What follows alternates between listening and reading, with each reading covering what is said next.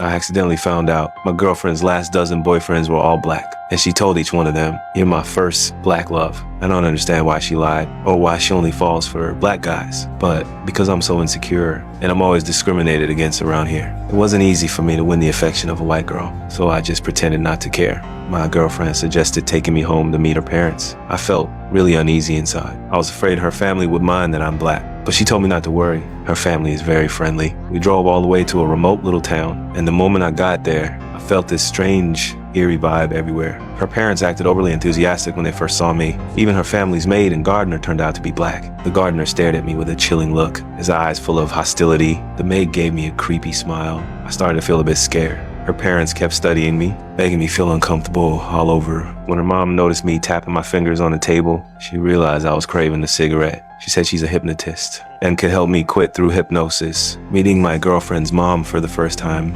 I was about to be hypnotized. I got so freaked out I refused right away. That night, I couldn't sleep at all in that creepy house, so I went outside for some air. Suddenly, I saw the gardener in the dark, sprinting at me like a maniac. Right before he ran into me, he suddenly swerved away. Before I could figure out what was happening, I felt a chill on my back. I turned around.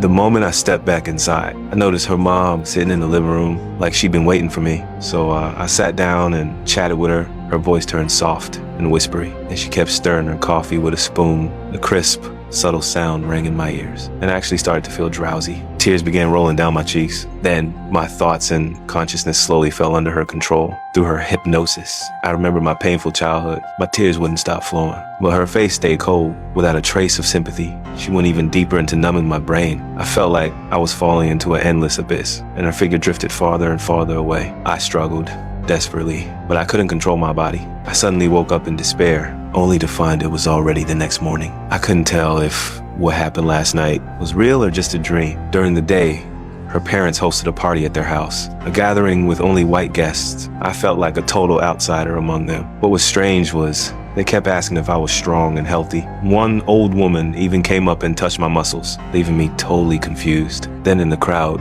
I spotted another black man like me, excited. I went up to say hello, but when I turned to face him, I realized his body was stiff, his face blank, like an empty shell being controlled. He looked young, but his voice sounded like an old man. Then a nearby woman who claimed to be his white wife showed up. She asked me to show off my physique in front of everyone. I felt like I was being displayed, like some kind of product. Everyone stared at me intently. I became convinced no one here was normal, so I decided to pack my things and leave right away. But when I went upstairs, the noise from the guests downstairs suddenly stopped. Like the whole party had just been an act for me alone. When I grabbed my phone, I saw someone had unplugged it from charging. Suddenly, the black maid appeared behind me, smiling at me while tears streamed down her face. I was scared out of my mind. This whole family was insane. I called up my black friend and told him everything weird I'd experienced in my girlfriend's house. He told me to snap some photos so he could help me analyze the situation. But just as I secretly raised my phone, the moment I took a shot, that person exploded with rage. He lunged at me like a madman and grabbed my throat. Thankfully,